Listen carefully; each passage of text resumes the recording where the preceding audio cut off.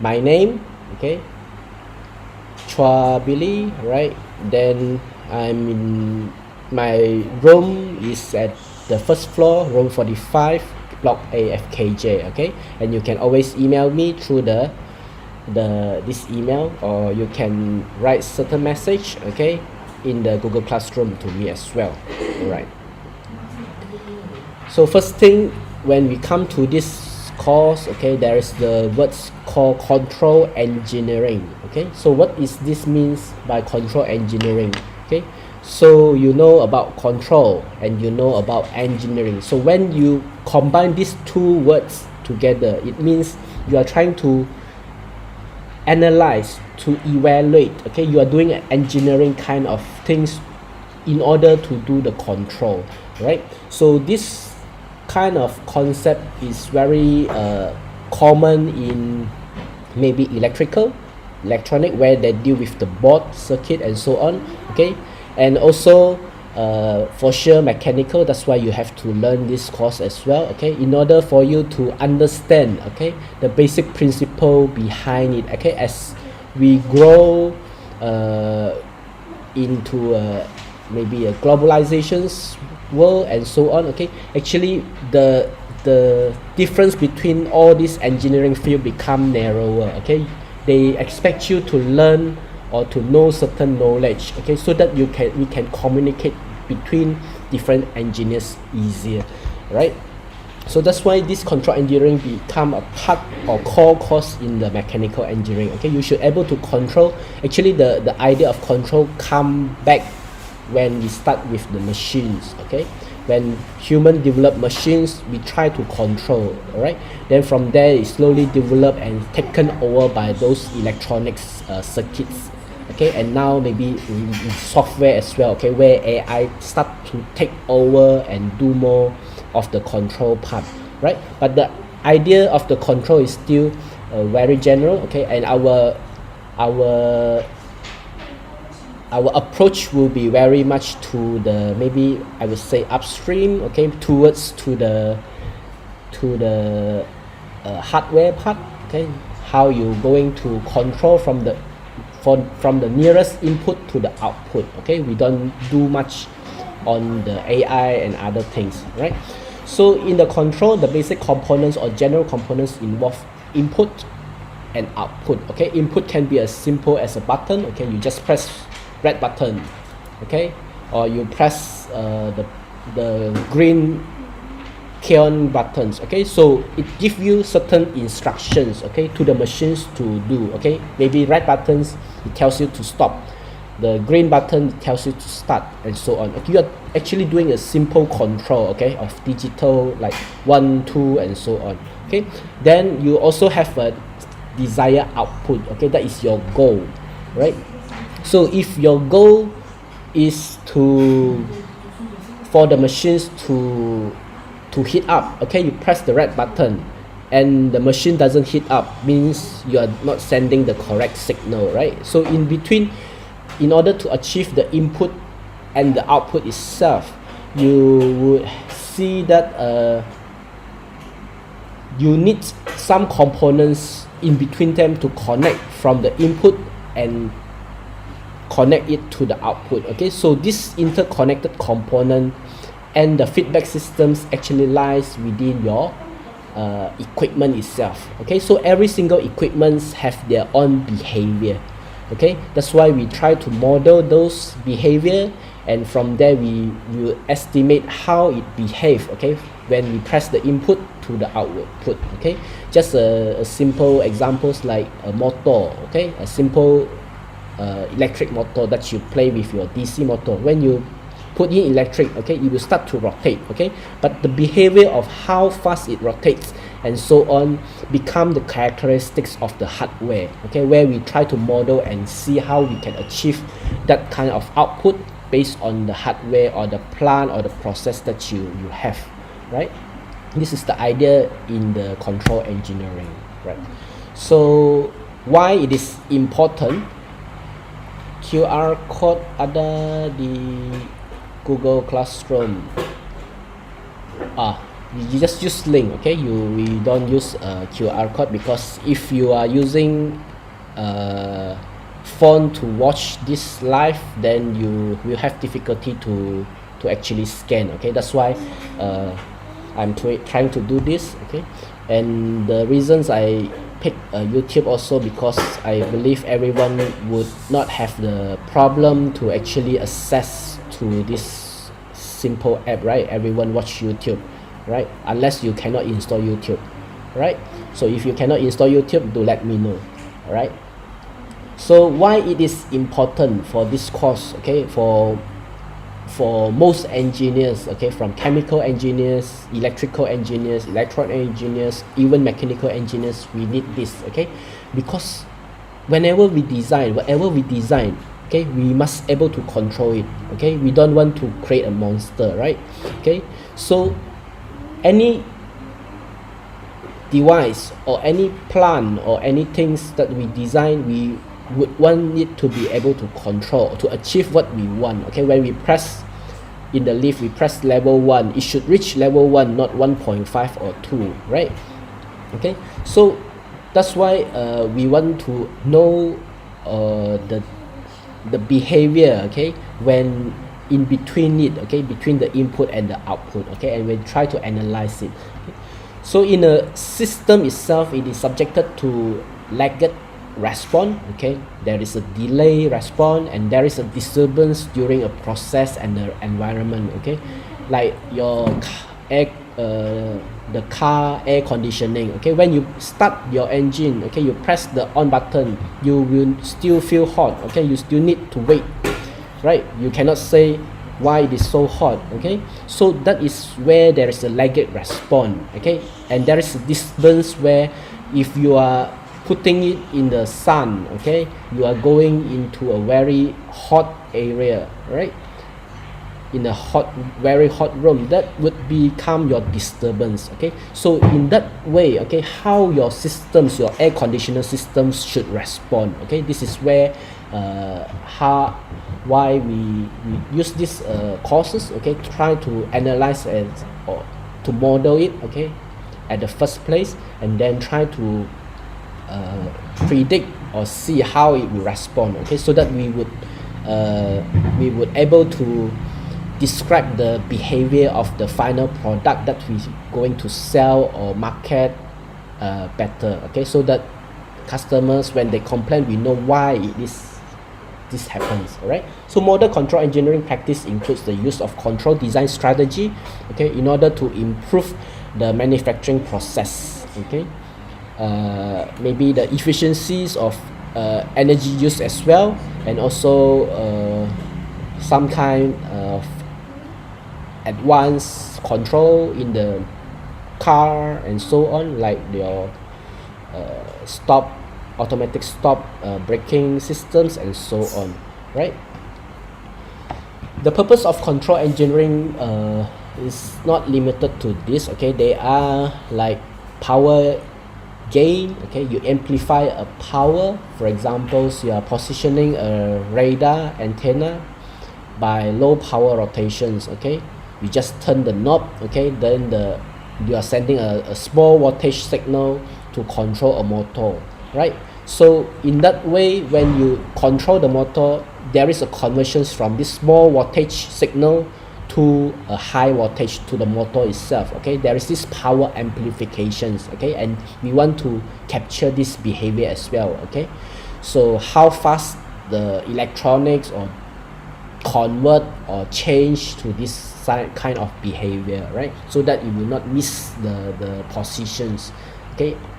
Then also we have the remote control. Nowadays we are talking about IoT, IIoT, we use internet to control, right? So there is a delay in between them, okay? And that's why AI now start to come in, okay? As they learn more, they want to get more penetrations to different applications. That's why they also learn control, okay? And then they start to see what is the parameter that they can do, right? And then they try to collect data, with the amount of data, okay, then they start to process with the so-called AI, all right? So that the signal and other things are smart enough, right? But that is what happened in the machines, okay? But as an engineer, we cannot say we do not know what we design, right? Okay, so our first task is we should able to know roughly, okay, at least roughly what is happening, okay? That is where these courses, okay, give you a basic idea of how to mathematically solve it, okay, to analyze it, okay, before we let the computer or intelligence to take over. All right, so here we have the remote control. There is a robotic arm to pick radioactive materials, okay. There is a certain distance. You may use cable, you may use Wi-Fi or whatever technology we have, right?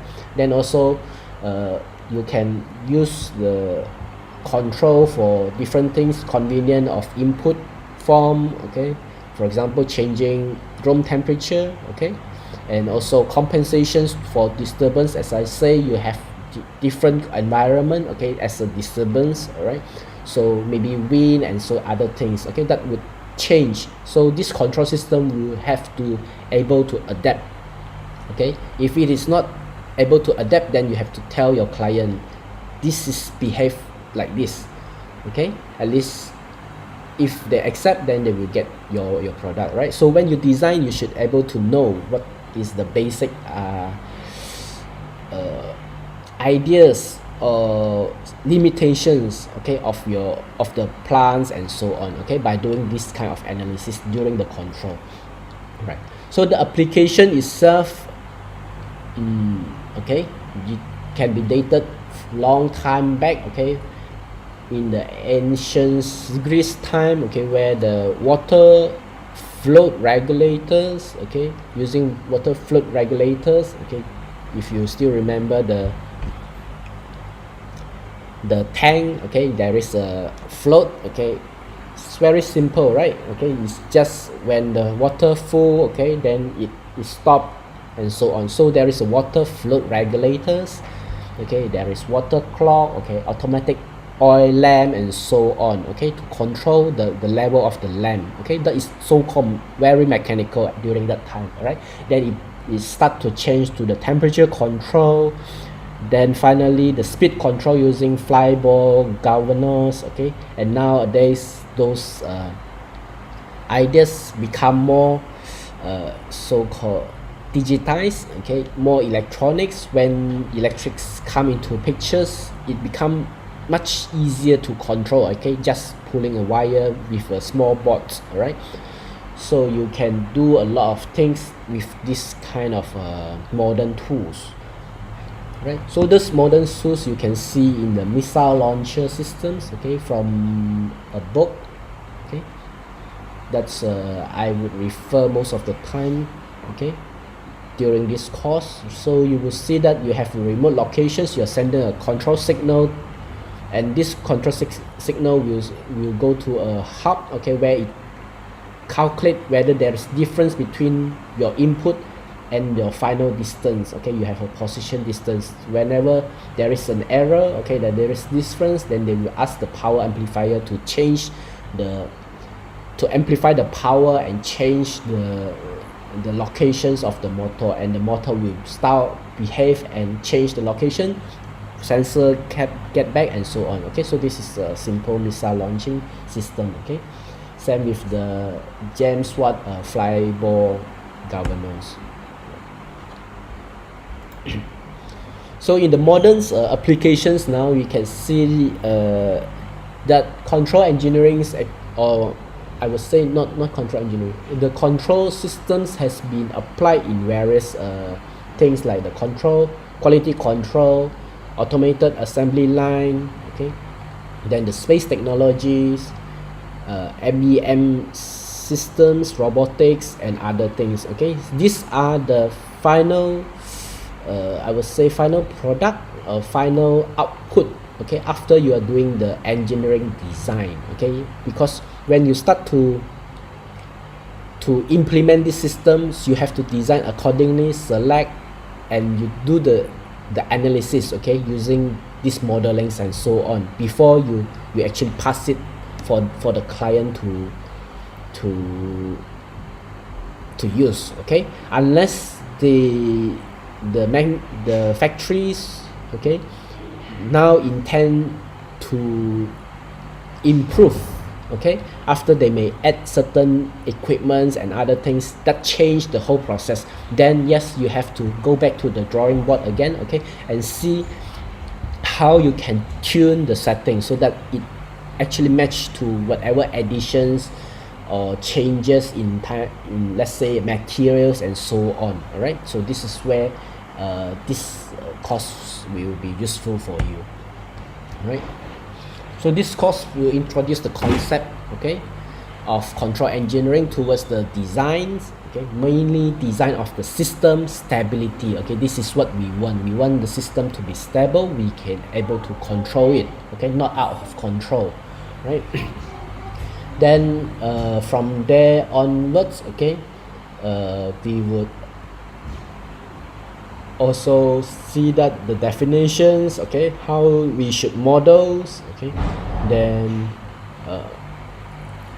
you may need to use Laplace transform, okay, that you have learned in differential equations, and then the concept of PID control, okay, a very famous control type in the industry, PID, okay, it can be called as a compensator as well, right?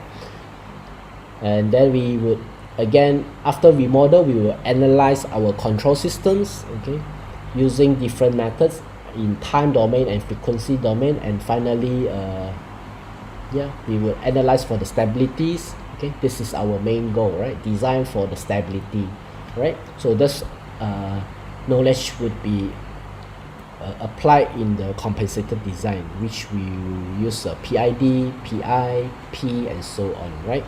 So that is the general idea what you would see throughout this course, okay? So yeah, again, before I forgot, attendance is mandatory, so make sure you watch it, all right? It will be available in the YouTube, all right? And after you watch, don't forget to take your attendance, okay, online, right? So the attendance link, if I'm not mistaken, it would due after 1 month, okay, if I'm not mistaken, I set it to due after 1 month, all right, or maybe before the test, so that by that time you should watch all the or attend all the courses, all right? So this is the course outcome, all right? We have 5 previously, but I have increased to 6. And if you notice from the slide that you see online, and there is a difference, right? Because I readjust certain things and include one course outcome called explain a control system using suitable technical terminology, okay, like the input, this is output, this is plants, okay, this is transient behavior, and so on, right? Okay, in order to actually separate all these 5 course outcome, okay, from the domain of knowledge, analysis, designs, and investigate, right?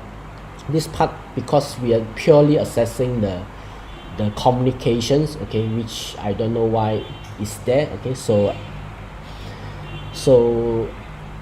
since this is here, then I would create this for you, okay, so that you should able to explain, right, using the suitable terminologies, okay, through the assignments for sure, right? So these are the reference that I recommend, and the first reference, okay, number 1 would be the text that I referred, okay, throughout this course. So you will see that pictures, figures, and other things, examples, okay, mostly come from this book, right? So you should able to get a copy of this reference, okay? And then also the marks distributions I have adjust a little bit, right? We would have quiz 10%, test 30%, assignment 20 and the final 40. Okay, I have moved the final 40% to quiz, right? Like 10% to the quiz, okay, for the final, okay, as opposed to the one I upload to the Google Classroom. All right, so let's see how the situation progress.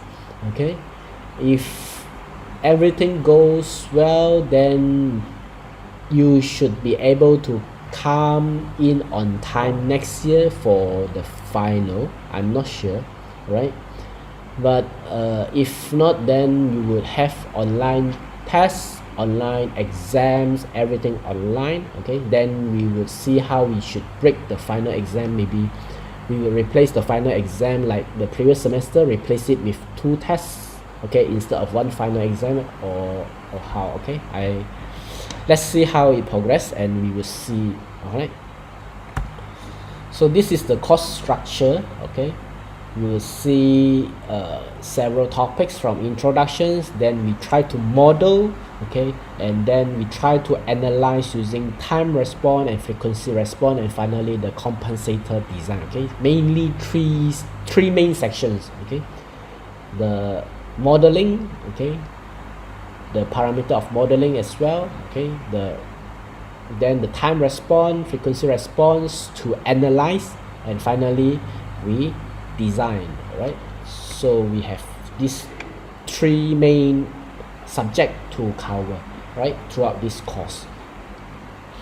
All right, so it would be a test most of the time, assignment that would cover maybe most of it, all right, whenever relevance, then final it will cover everything, that's why it's not there. Okay, but quiz, I will just give you objective questions in the Google Classroom. Okay, maybe after 1 week. Right, so you just refer back to the slides, okay, and you try to answer it. Right, so it would be more on the understandings. Right, so as a quiz. Right, so in terms of software,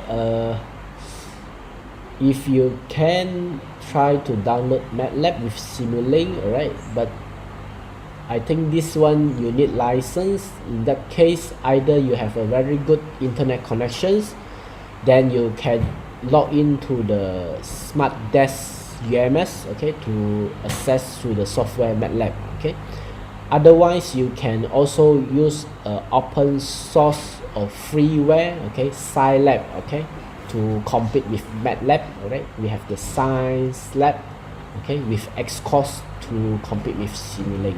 Right, so they would do something very similar. Right, so this is free to download. Right, so Scilab with Xcos is free to download. Right, so if you can't, then you can also use Excel, maybe, I don't know. Right, so now, any questions so far on those things? If you have questions, then you can put it in the chat box later. Right, so we will go through at the end of this class, okay, these sessions, okay, to see, okay, to address all these questions. So first, we would now go to the definitions. Right, so definitions, it covers from first things we must know what is the variables. Okay, there are what we call controlled variable and manipulated variable. Right,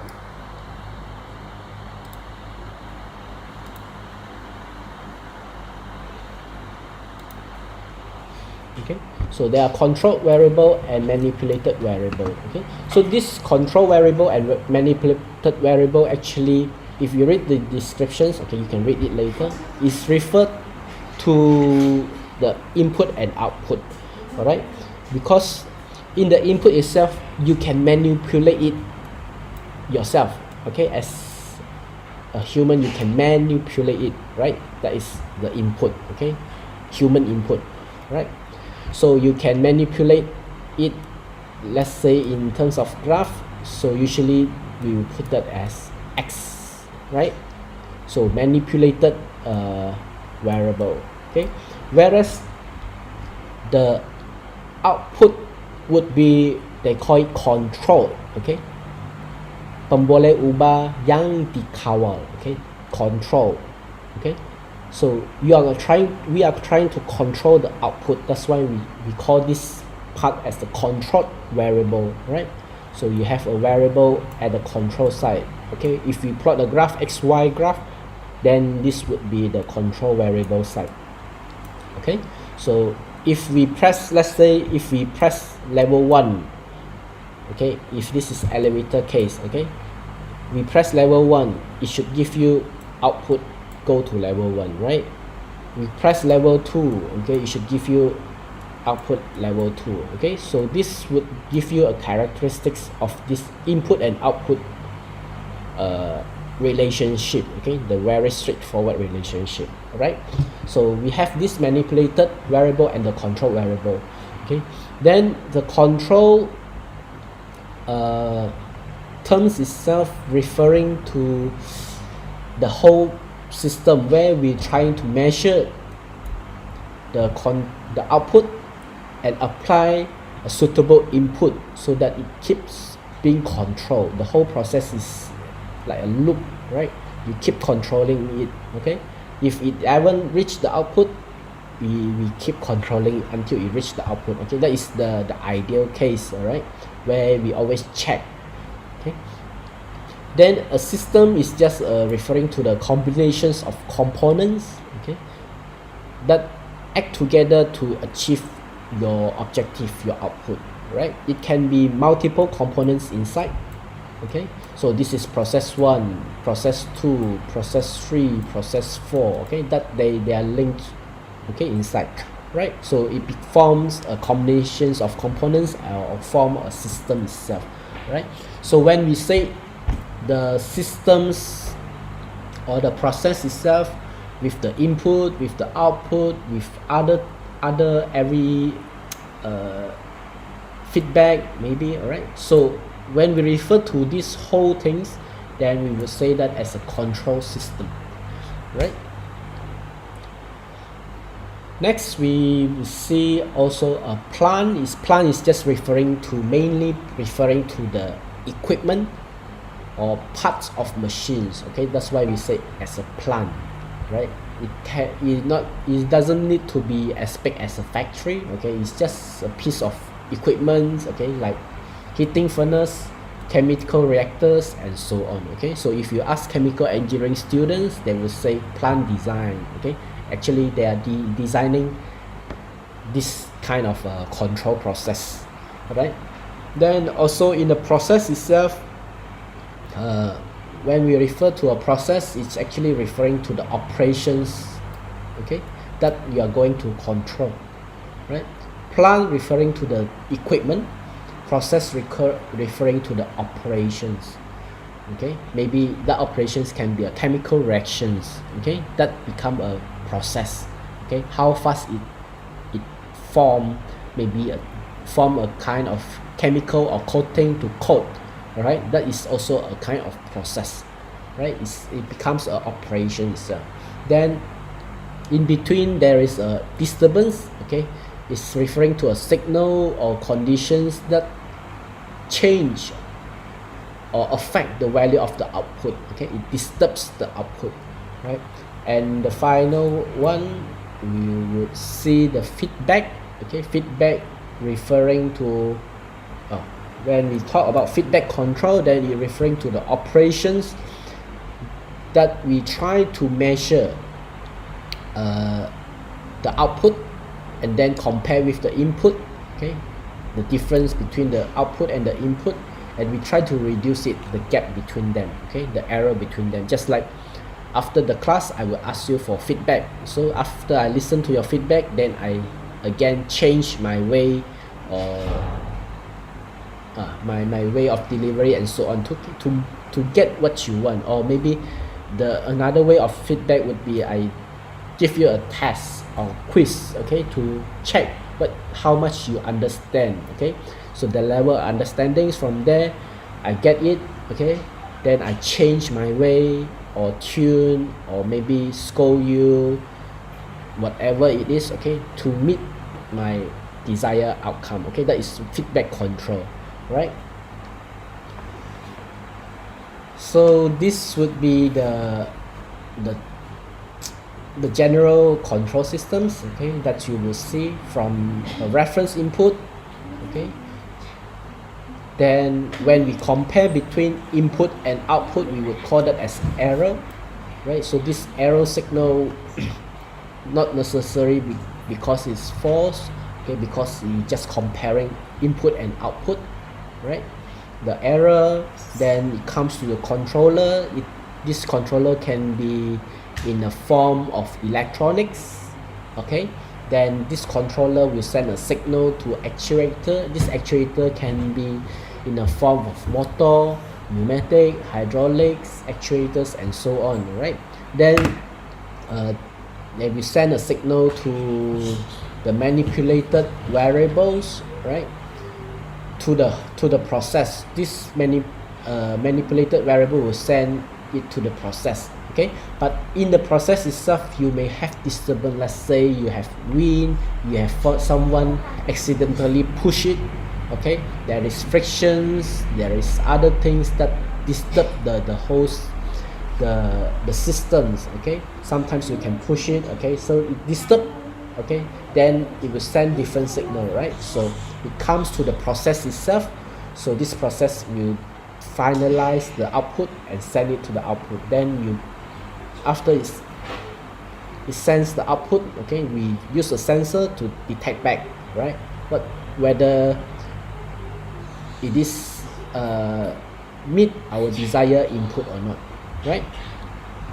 So that is the whole idea of what we call a feedback control system, okay. So most of the time nowadays when we design most of the things, we will put sensor, and the sensors actually serve as the feedback, right? So feedback control system is now very common, okay, and it's used to maintain a prescribed relations between the input and output, okay. That is the main thing, right? So what they do, they just compare the difference and act according to that difference, right? Right, so here again we have two general control systems, okay. One is open loop and there is another one is closed loop, right? So you can read it later on, right? But I just describe the pictures, right? Easier, right? So we have this open loop. As you can see, from input to the output, you just have one straight line, okay. You don't see any loop coming back, right? You only add disturbance 1, disturbance 2, and so on, right? So we call that as open loop control systems, okay. You just put one input and it just process until the end you get the output, all right. So whatever happen in between, you may have disturbance and so on, you still get certain output, right? That is what we call open loop control system, and this is where calibrations is very important, right? So you should roughly know what is the common disturbance, okay, that occurs during the whole process, okay. Once you do this, okay, you tune everything correctly, you set it, your machine will run 24 hours, okay. Just keep doing, right? But if something happen, something wrong, it will still keep producing. Just like if you are doing a printer, okay, it just keep printing even though the ink is running out, paper is running out, it just keep rolling and printing. That is the idea, right? So assuming paper will not run out, there is human to check all the time, so you can give it open loop systems, right? So this is very common when you run it in a factory where process is very standard, okay. You just press button, it just come out, people will go and check periodically, right? Then yeah, this is fine, right? Then when we come to a closed loop, more intelligence part, then you start to put sensor, okay, or transducers, okay, to actually check the output, okay, whether it's printing, whether paper has jam, all right, and so on, okay.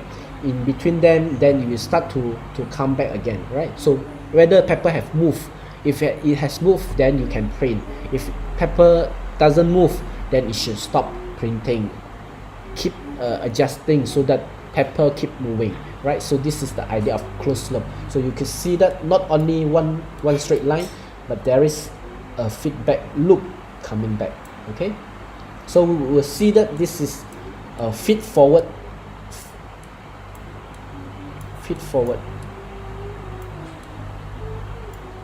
okay. This is feedback, this is feed forward loop or directions, this is feedback directions, right? So we can see that when it form a loop, then we call this as a closed loop control system, right? So basically difference between open loop, closed loop is just open loop you don't have feedback, closed loop you have feedback, alright, that's it. So the main advantages is that because it has feedback, if you measure the output correctly, okay, then you should able to achieve a greater accuracy, okay. Then they are also less sensitive to the disturbance and change of the environment, because whenever there is a disturbance changes, okay, these feedback sensors will sense it and act accordingly, alright. Then transient response and steady state error also can be controlled easier, right, somehow, okay. So these two terms we will discuss more in the future, right. And finally, you can redesign, we call it as a compensating, okay, compensate the whole systems, okay.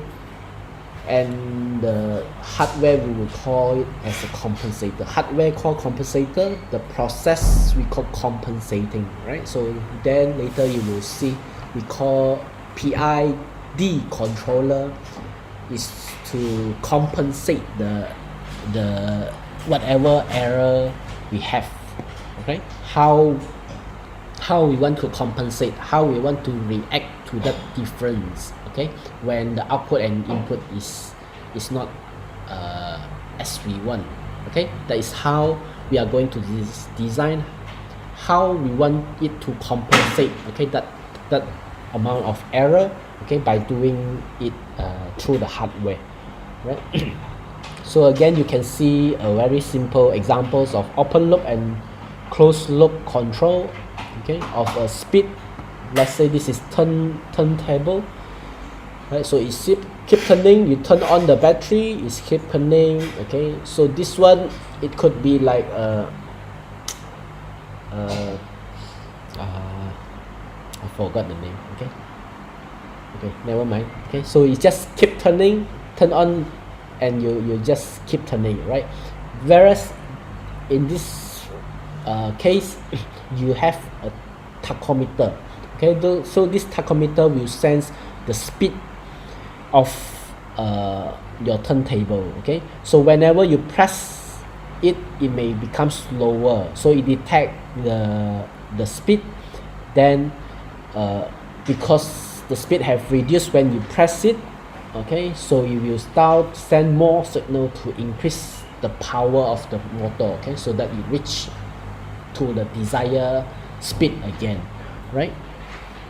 So from all these figures, we always later on want to convert them back to what we call a block diagram, right. So in this course also, you should able to draw block diagram, and in the first place, okay, convert all these fancy pictures, okay, to just words and squares, okay, maybe circle, alright. So this is the block diagram, right. So you should able to identify what is the control device, the actuator, the process, disturbance, and so on, right.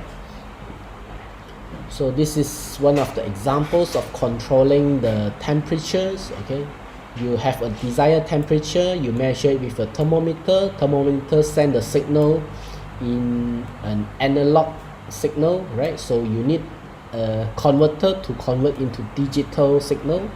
Okay, so this analog to digital converter converting it to digital.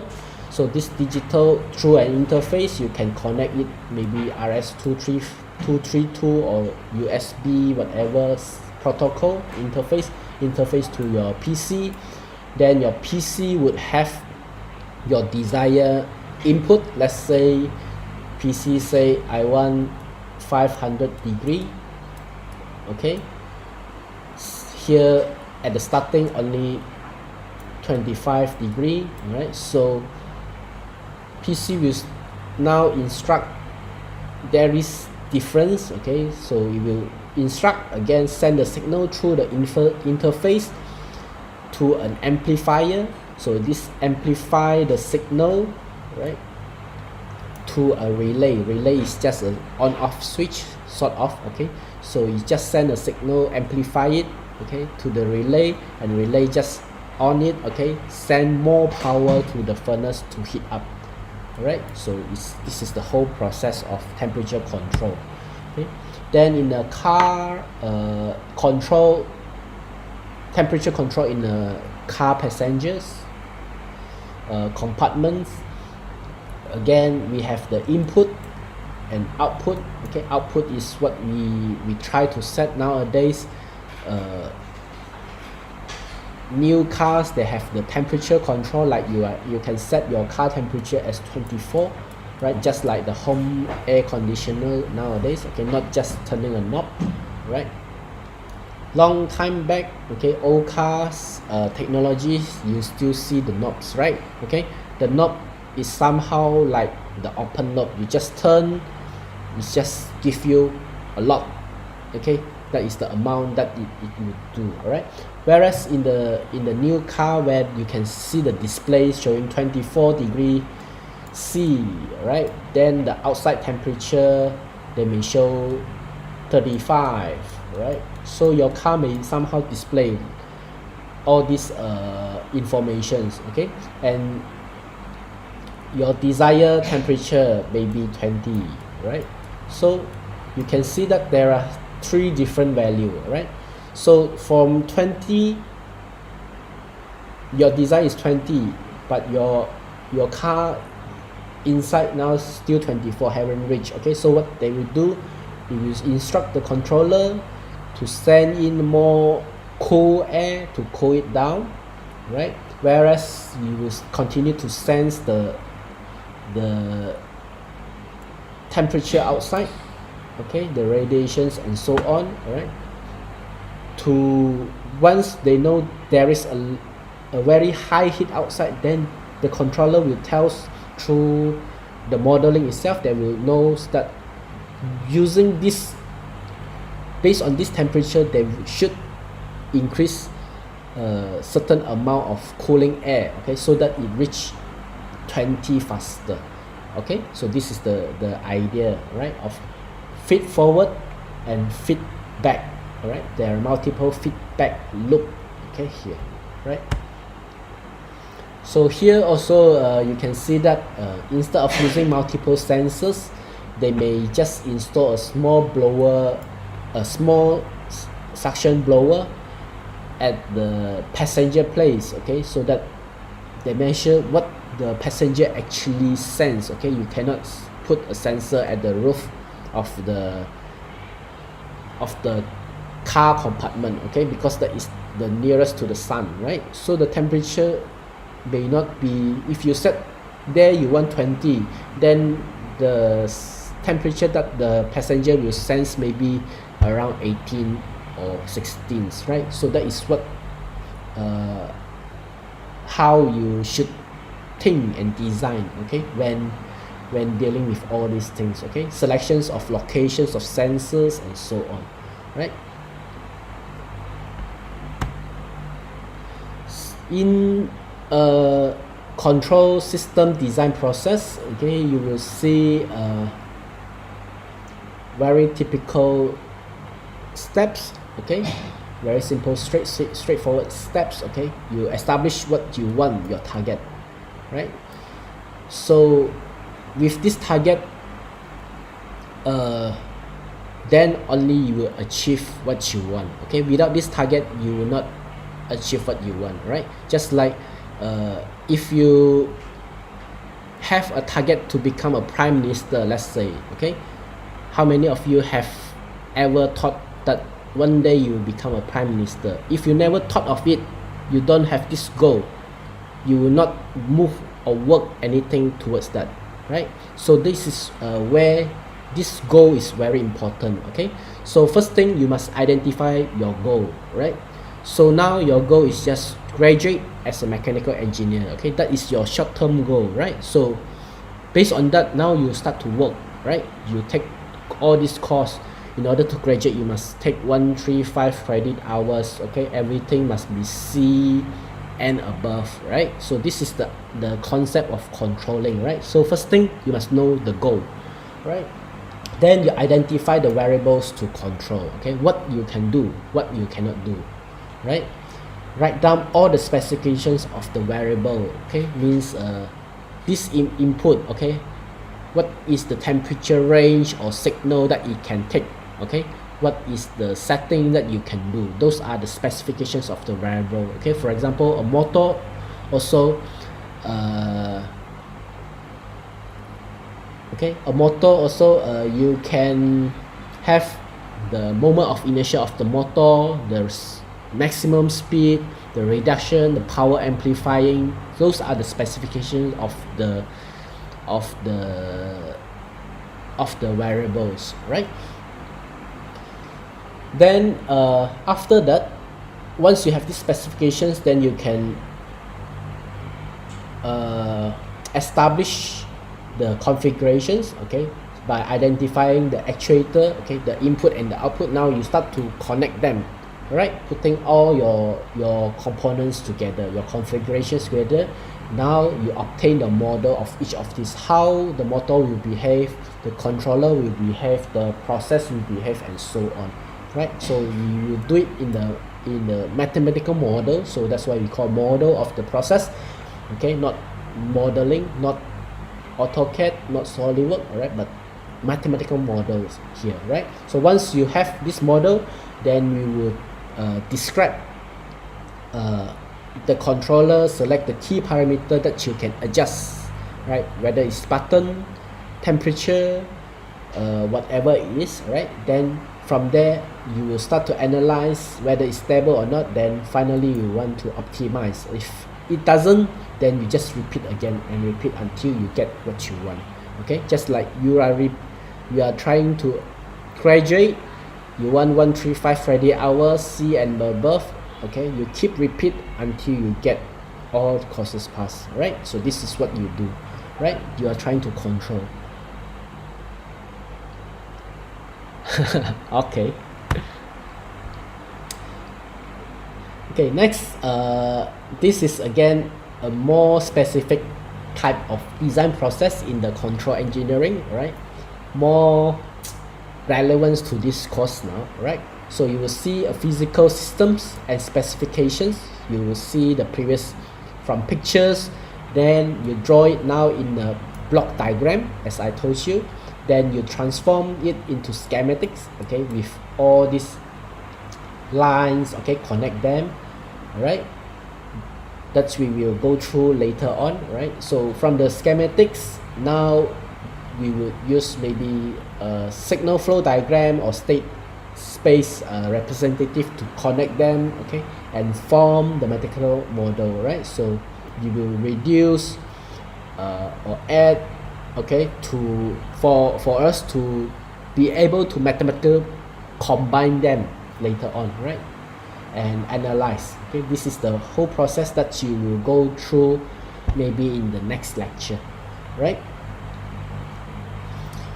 So again, just a quick ideas, okay, so that you aware of all these terms before you come come across it in the future, right? So the terms that we would see later on would be transient, steady state, and stability, right? So these three things are usually set as our design objective. Okay, in control engineering, we want to know these three characteristics. We want to know how it behaved during transient, how it behaved at the steady state, and the last one, as we say, whether the system is stable or not. Alright, so how we define in a system whether it is stable or not? First, in the general systems, the response is actually consists of natural response and the forced response. Okay, so natural response is like the behavior of that particular hardware, right? So let's say you see this ruler, right? So ruler, I believe you have learned this before, right? So ruler itself, when you press it, okay, if you just vibrate back to the normal conditions, okay, so this vibration is the natural response, right? So how it vibrates is the natural response, okay, whereas the forced response is what I keep doing, I keep forcing it, okay, so this is my forced response. Okay, so in the whole, okay, beside my forced response, okay, when I remove my forced response, the ruler also keep vibrating, right? That is the natural response. Okay, so this would represent the total response. Okay, so in order for a control system to be useful, the natural response must somehow approach zero after some time, okay, or oscillate at a so-called control amplitude, okay, so that whatever we control later on, we engineer using the forced response, we could able to control the whole systems, not the natural response controlling the whole. Okay, that's why if the natural frequency or the natural response eventually dominates greater than the forced response, then at the end we cannot control, it become unstable. That's why this is where we can check whether it is stable or not. Alright, ruler, very simple examples, okay, but when we start to design to a whole plants and so on, okay, then we cannot test it, right? So this is where our modelings become useful, okay, to test it using mathematical knowledge, right, to see whether it's stable or not.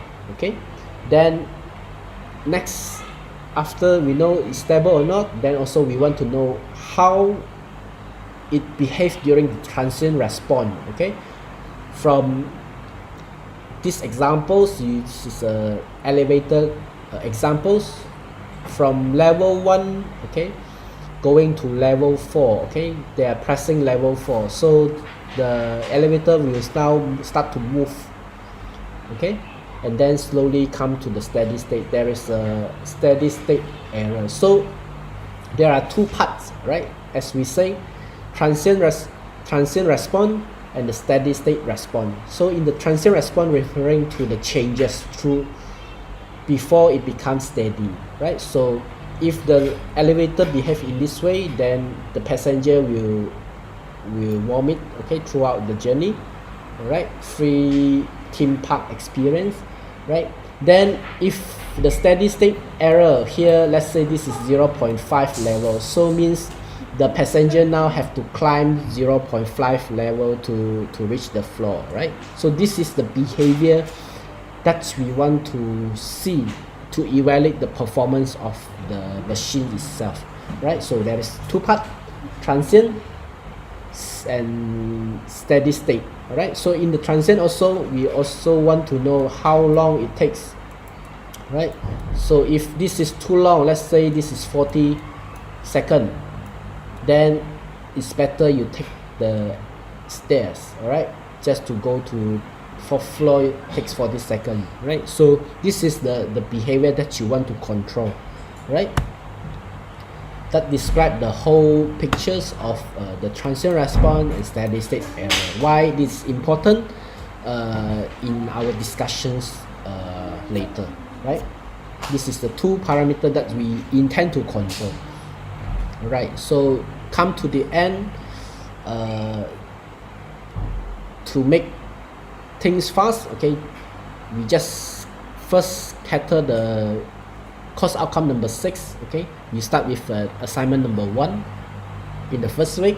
Right, durations 3 weeks. You form your own group, okay, 4 to 5 people, okay, right? So make sure don't less than 4. That's it, right?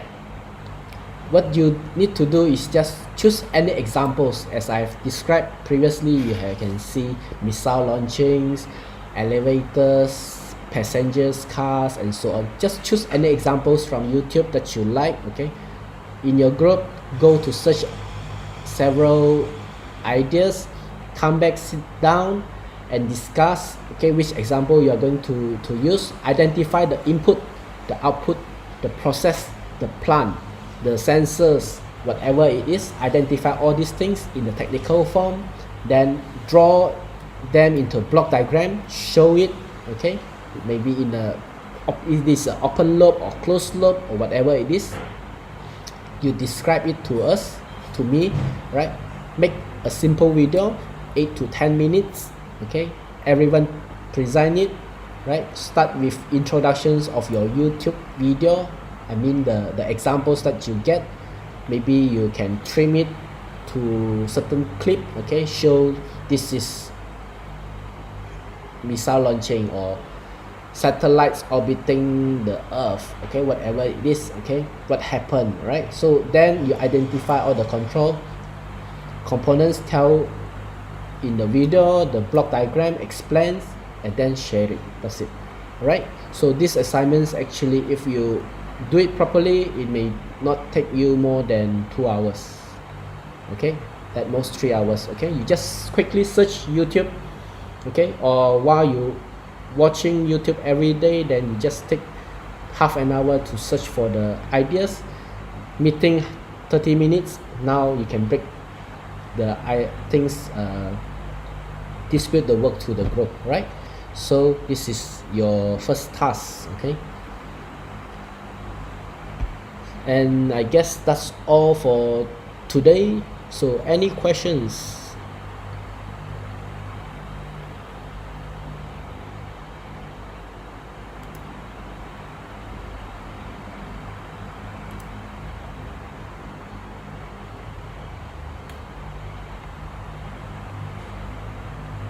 Any questions?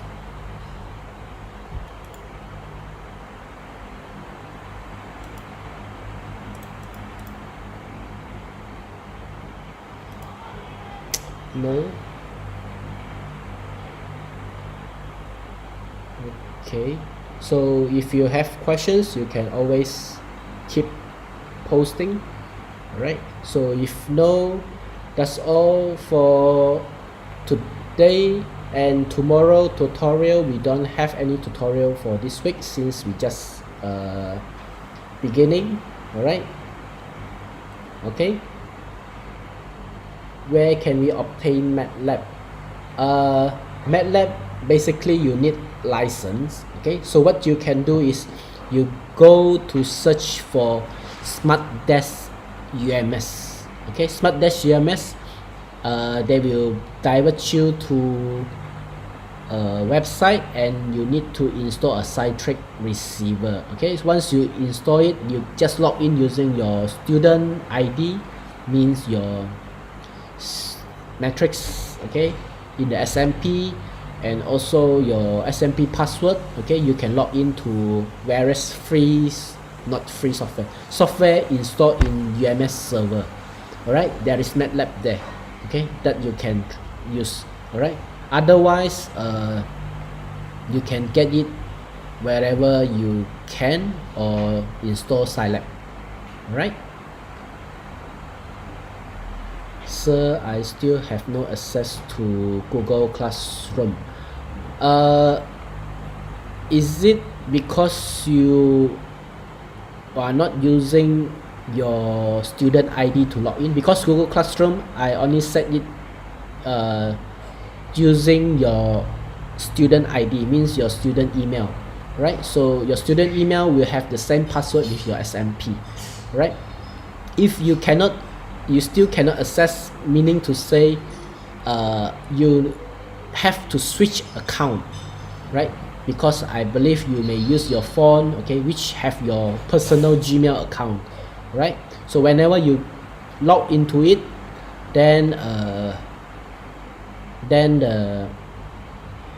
the system will detect your personal account, not the UMS account. You have to switch account.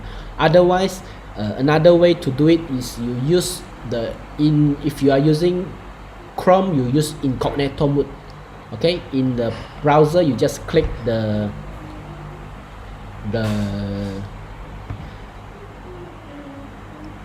menu, okay, the three dot, okay, come down, there is new incognito tab, okay, you press it, okay, then you should be able to now log in. They will not store any personal Gmail account. That's why by that time they will prompt you to enter your proper Gmail account to log in, okay, then you log in using the student account.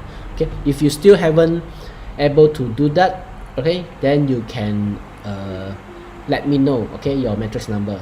I guess maybe by that it is because of I haven't set your matrix number, right? I grabbed all the matrix number on Wednesday or Tuesday, I forgot, okay, so maybe miss out in that way, right?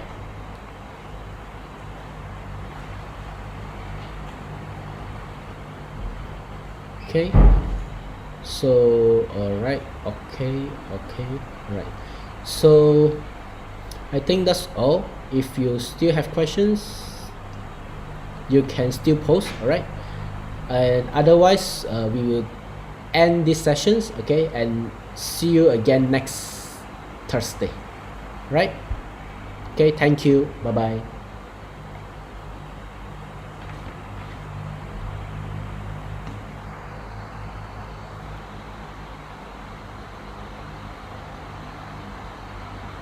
Could you add my attendance? I cannot sign in. Cannot sign in. Okay, just put your matrix number, Jukanai. Okay, alright.